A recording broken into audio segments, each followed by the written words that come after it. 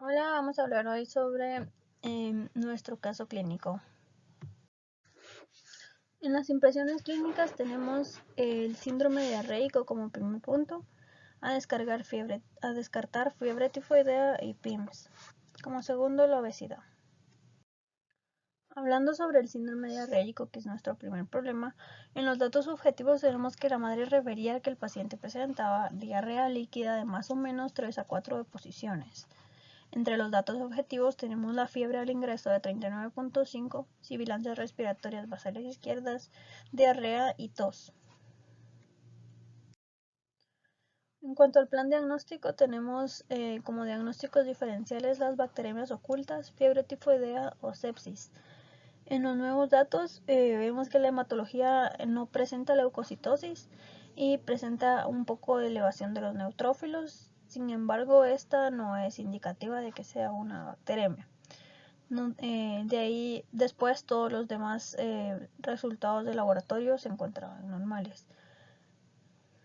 El panel de sepsis salió negativo y en el hemocultivo salió Staphylococcus hominis.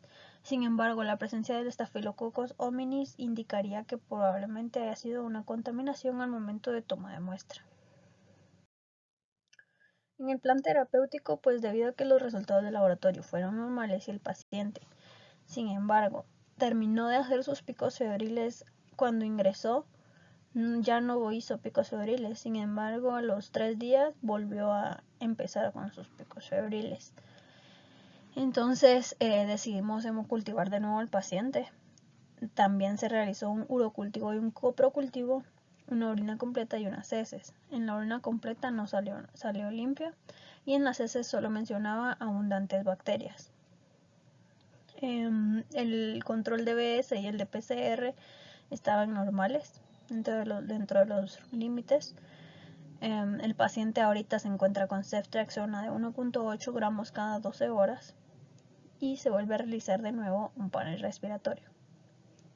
En el plan educacional, pues si toda esta enfermedad sí se guiaría por algo infeccioso, se dice que se tendría que educar a la madre en cuanto a la higiene, como lavar los alimentos antes de consumirlos, igual cuando se preparan, lavarse las manos antes de prepararlos. También debemos de tomar en cuenta esto de que podría ser algo infeccioso, ya que tenemos a descartar la fiebre tifoidea y esta pues se da por una bacteria. En el análisis pues vamos a decir que el paciente presenta signos y síntomas que principalmente pues podrían sí orientarnos a PIMS, pero el paciente, una de las cosas que indicarían que podría ser un PIMS es que tenga un hisopado previamente positivo o se le pueden realizar anticuerpos al paciente para ver si ha presentado el COVID, ya que el PIMS es secundario a una infección por COVID. Pero este paciente no presentaba esto, entonces no había tenido ninguna infección con COVID-19. Entonces se descarta que sea PIMS. En cuanto a la fiebre tifoidea, se sigue sospechando de la misma, ya que la evolución de esta es muy lenta y tiende a ocasionar los picos febriles y también sigue con la diarrea. Entonces se sigue a la espera del hemocultivo copro y uro que se realizaron para ver si hay presencia de alguna bacteria y si el tratamiento que estamos dando es el correcto. Hablando sobre el síndrome diarreico, pues esta es la enfermedad. Esta es la segunda causa de muerte en los niños menores de 5 años, a pesar de que sea una enfermedad fácil de tratar, ya que los niños no acuden tan rápido, las mamás no los llevan tan rápido y los llevan cuando ya los niños están demasiado deshidratados. Los niños que no están bien alimentados o están inmunodeprimidos son los que presentan mayor riesgo de enfermedad diarreica potencialmente normal, por lo mismo de que no tienen una buena nutrición. Los dos agentes más comunes de la diarrea en los países de desarrollo son rotavirus y Escherichia coli. La diarrea la podemos clasificar en diarreica aguda, persistente y crónica. La aguda es la que ocurre en menos de 14 días de evolución. La diarrea persistente es la diarrea de 14 días o más de duración, que se inicia con un episodio agudo de diarrea líquida y en ocasiones hay pérdida de peso y en la mayoría de casos no se identifica un agente etiológico. La diarreica crónica es la de más de 30 días de evolución y las causas son muy variadas y van a depender de la edad del paciente. Tenemos acá un cuadro donde nos va a indicar qué bacterias son las más comunes, qué virus, protozoos y qué helmintos en cuanto a producir la diarrea. Entre los virus, como ya habíamos mencionado, tenemos el rotavirus, también está el adenovirus, astrovirus, norovirus, parvovirus, citomegalovirus y coronavirus. Como se podrán dar cuenta, varias de estas pues se encuentran en las vacunas. Entonces, por eso es muy importante indicar a los niños, a las madres de los niños, que deben de vacunar a sus niños para prevenir estas cosas. Entre las bacterias está el Campylobacter, Salmonella, Shigella, E. coli, Staphylococcus, entre todos esos. En los protozoos, Giardia, Cryptosporidium, Entamoeba histolítica y Cryptosporidium. En los helmintos, Ascaris lumbricoides, Estrongylioides stercolaris, Ankylostrus costarricensis y Schistosoma manzoni, y entre otros. Hablando sobre la fiebre tifoidea, pues esta es una enfermedad aguda febril y generalizada que compromete el sistema retículo endotelial, el tejido linfoide intestinal. Sus principales antígenos van a ser el somático, el flagelar y el polisacárido.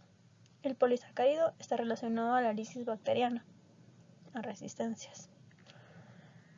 A los 6 u 8 días del inicio de esta enfermedad aparecen anticuerpos contra el antígeno O y desaparecen entre 3 a 6 meses después. Los anticuerpos contra el H aparecen entre los 8 y 12 y se encuentran más elevados con respecto a los anti-O y pueden persistir por más de un año. Entre los síntomas más comunes vamos a tener que está la fiebre, que es de 38 a 40 grados, esta es prolongada. Hay cansancio, dolor de cabeza, náuseas, dolor abdominal, estreñimiento, o puede haber también diarrea. Puede complicarse con perforación intestinal y puede llegar incluso a causar la muerte. Nuestro paciente pues presentaba esta fiebre alta y era bastante prolongada. También el cansancio, el dolor de cabeza, el dolor abdominal. Estos síntomas tardan de 1 a 3 semanas en manifestarse después de que uno se contaminó con la bacteria. Y a veces, en cuanto a la fiebre, dejan de hacer fiebre y luego vuelven a hacer picos febriles.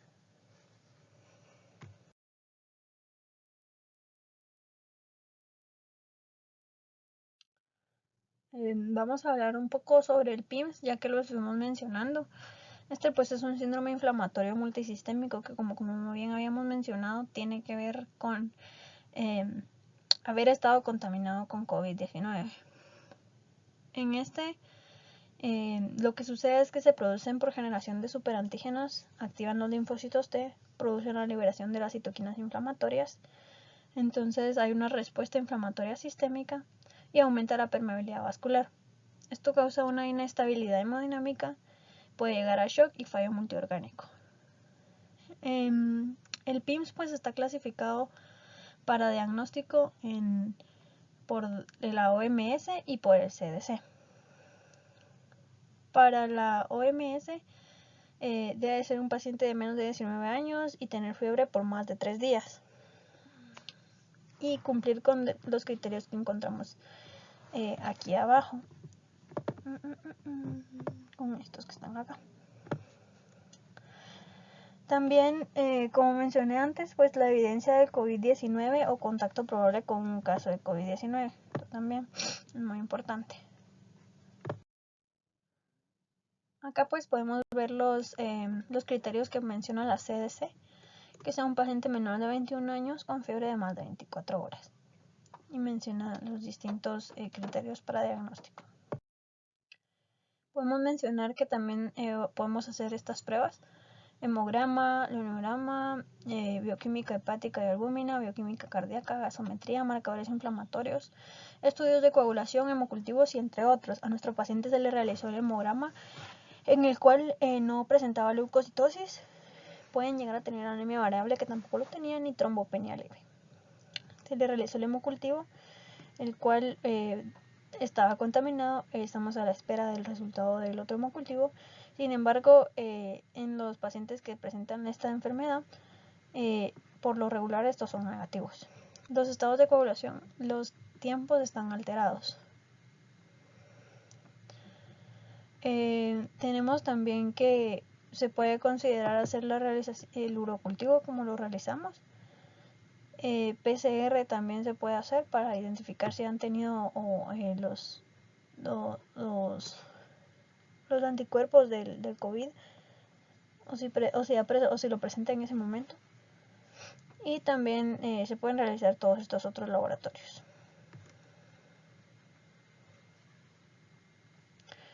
En nuestro paciente, sin embargo, pues no presentaba, entonces se descartó que presentara esta patología, el PIMS.